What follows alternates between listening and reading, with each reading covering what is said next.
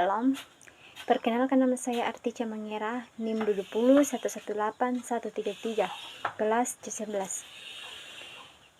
Di sini saya akan menjelaskan sedikit materi tentang lupa, kejenuhan, dan transfer belajar. Yang pertama-tama saya akan menjelaskan tentang lupa. Lupa artinya ketidakmampuan mengenal atau mengingat kembali sesuatu yang pernah dipelajari atau pernah dialami. Teori kognitif mengatakan apapun yang kita alami dan kita pelajari, kalau memang sistem akal kita mengolahnya dengan cara yang memadai, semuanya akan tersimpan dalam akal pikiran kita atau akal permanen kita.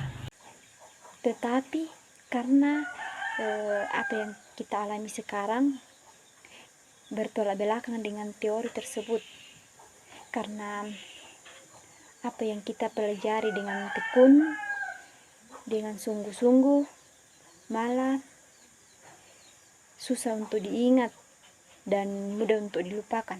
Yang menyebabkan kita lupa dalam belajar, yang pertama, karena adanya gangguan konflik antara item informasi atau materi yang ada dalam sistem memori kita. Yang kedua, lupa terjadi karena perubahan situasi lingkungan antara waktu belajar dengan waktu mengingat.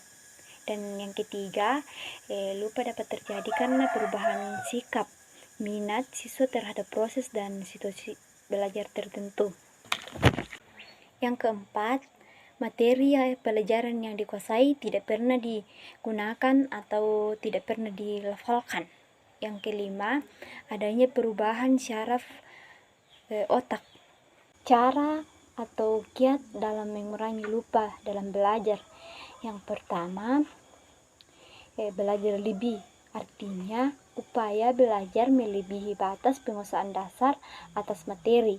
Yang kedua, tambahan waktu belajar, artinya upaya menambah alokasi waktu belajar atau penambahan frekuensi aktivitas belajar.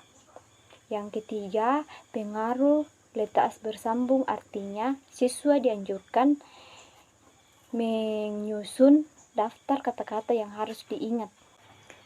Materi yang kedua yaitu kejenuhan dalam belajar. Kejenuhan berarti padat atau penuh sehingga tidak mampu lagi membuat apapun.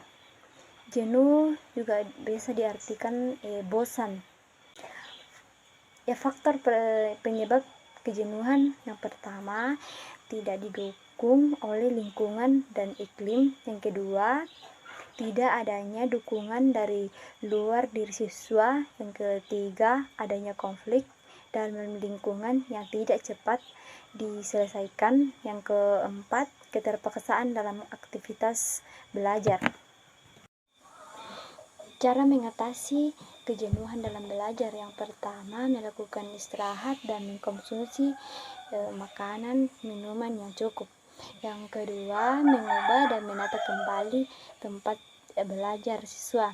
Contohnya, mengubah tempat meja tulis, tempat lemari, dan tempat taruh buku, dan sebagainya, agar siswa merasa berada di kamar yang baru yang lebih menyenangkan belajar. Siswa harus berbuat nyata dengan cara mencoba belajar dan belajar lagi. Materi yang ketiga yaitu transfer dalam belajar. Transfer adalah keterampilan hasil belajar dari satu situasi ke situasi lainnya.